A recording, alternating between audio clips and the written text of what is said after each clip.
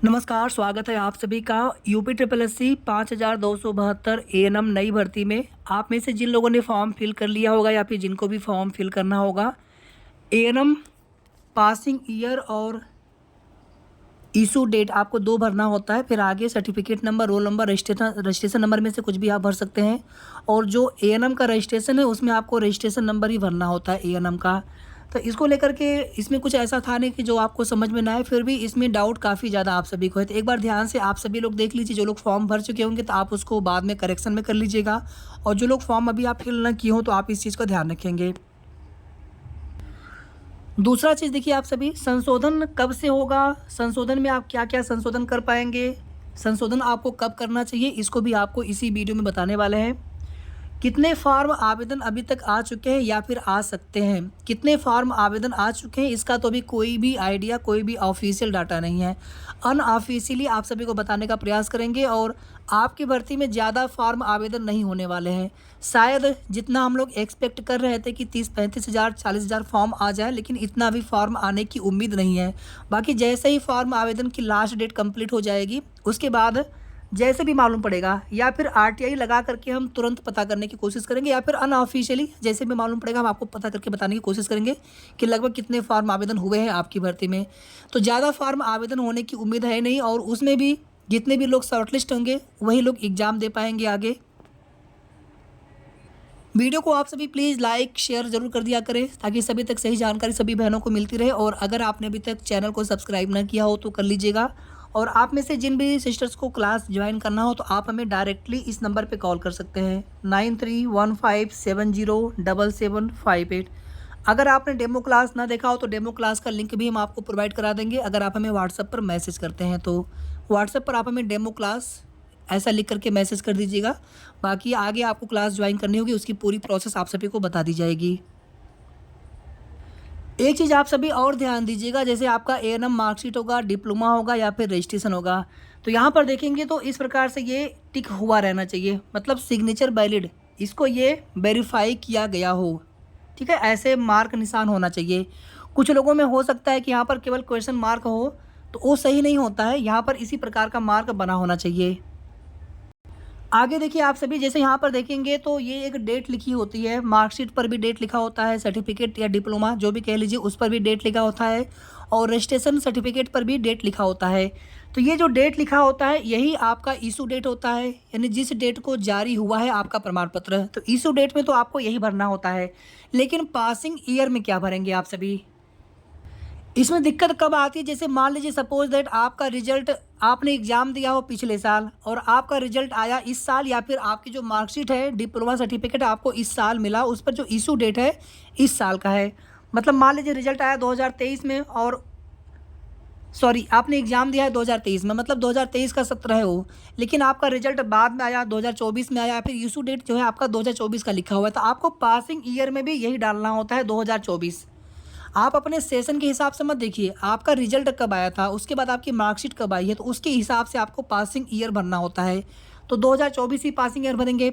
अब मान लीजिए किसी का एग्ज़ाम या रिजल्ट सब कुछ 18 में जैसे इनका आया हुआ है, तो इनको दिक्कत नहीं है, अपना 2018 ही पासिंग ईयर भी भर सकते हैं और इशू डेट भी अपना ये वाला भर देंगे।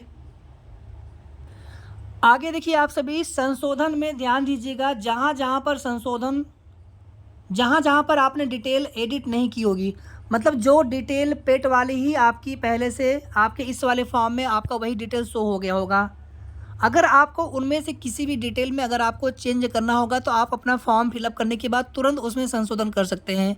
लेकिन ऐसे कोई भी डिटेल, जैसे आपने एएनएम का डिटेल फिल किया होगा, तो जो डिटेल अभी आपने नया भरा होगा, मतलब जो डिटेल आपकी पीईटी 2023 वाले फॉर्म में नहीं थी, कुछ आपने डिटेल्स नए भरे होंगे इस समय, जैसे आपने नया कास्ट सर्टिफिकेट लगा दिया होगा, या फिर आपने उसमें एएनएम का डिटेल भरा होगा, तो अगर उसमें आपको संशोधन करना होगा, अगर कोई गलती हो गई हो, वो संशोधन अभी नहीं हो पा रहा होगा, आप उसमें करेक्शन तो कर सकते हैं, लेकिन फॉर्म सबमिट करने पर उसमें वो अपडेट नहीं हो पा रहा होगा। तो इसके लिए फॉर्म आवेदन की जो लास्ट डेट है 27 नवंबर, इसके बाद फिर करेक्शन की डेट स्टार्ट है, जो भी नए डिटेल आपने फिल कर रखी है।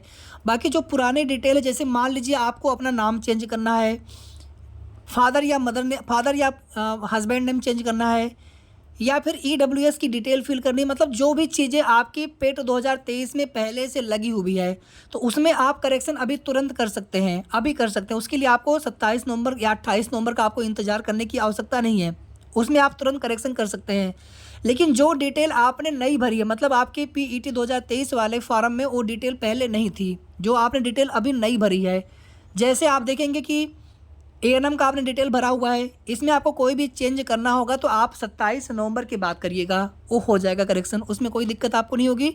और जो डिटेल आपकी पहले की है, जैसे आपका नाम, फादर या हस्बैंड का नाम, इसके अलावा ईडब्ल्यूएस, इसके अलावा correspondence address, permanent address change नहीं होगा, पर करस्पॉन्डेंस एड्रेस आप चेंज कर सकते हैं। तो जो डिटेल आपकी पहले की पेट 2023 वाली है उसमें आप संशोधन अभी कर लेंगे, आपका हो जाएगा।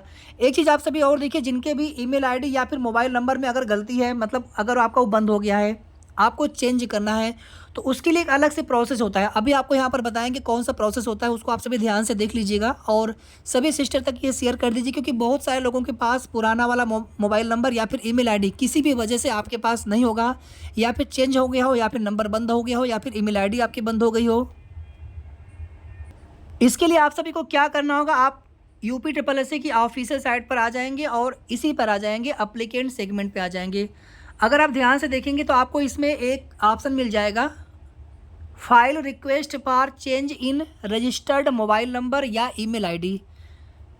तो आप अपने जो आपने एएनएम का फॉर्म भर दिया तो उसके रजिस्ट्रेशन नंबर की सहायता से आप यहाँ पर लॉगिन कर लीजिएगा। मैं आपको लॉगिन करके दिखा देता हूँ, जिनको भी अपना मोबाइल नंबर या फिर ईमेल आईडी चेंज करना हो। लेकिन सबसे पहले आप सभी फॉर्म भर लीजिएगा, पहले आप चेंज मत करिएगा, पहले आप फॉर्म भर लीजिए अच्छे से, उसके बाद आप चेंज करिएगा अगर आपको चेंज करना हो तो। इसमें देखेंगे सेलेक्ट नेचर ऑफ कंप्लेंट, ठीक है। तो इसमें आपको मोबाइल नंबर चेंज करना है या फिर ईमेल आईडी या फिर दोनों आपको चेंज करना है, ठीक है। और भी कुछ इसमें चीज़ें हैं। फिर आगे आप सभी देखेंगे यहाँ पर आपका पूरा नाम, जो आपका पहले से कॉन्टैक्ट नंबर है जिसको आपको चेंज करना है,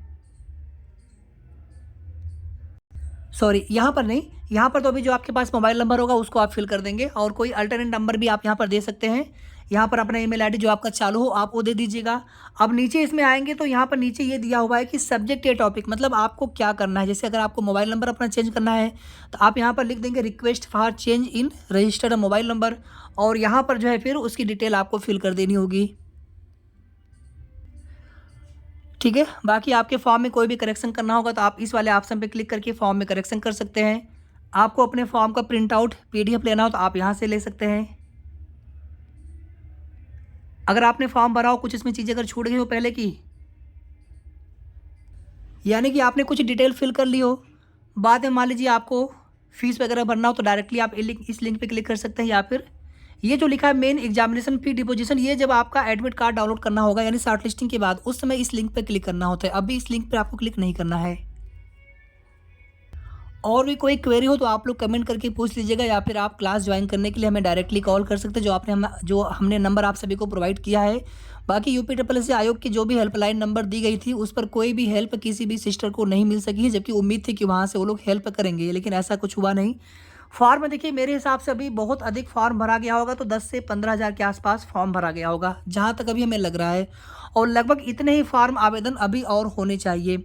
जैसे इसमें कुछ फॉर्म अभी हो सकता है कि इनकम्प्लीट हो, उसमें फ़ीस पेमेंट ना किया गया हो किसी रीजन से, तो 10 से 15 हज़ार या फिर अधिकतम 15 से 20 हज़ार फॉर्म भरे गए होंगे फिलहाल में, और लगभग इतने ही फॉर्म आवेदन और होने चाहिए अधिकतम, मतलब कि 25 से 30 हज़ार फॉर्म ओवरऑल भरे जा सकते हैं, या फिर उससे कम ही फॉर्म देखने को मिल सकता है। लेकिन तैयारी आप सभी को बहुत अच्छे से करनी है। फॉर्म चाहे जितने भी आए, फॉर्म चाहे 20 हज़ार आए, चाहे 50 हज़ार फॉर्म भरे, चाहे 30 हज़ार या फिर 35-40,000 कितने भी फॉर्म भरे जाएँ, कंपटीशन आपको मान के चलना कि कंपटीशन इस बार पिछली बार की तुलना में अच्छा रहेगा। धन्यवाद।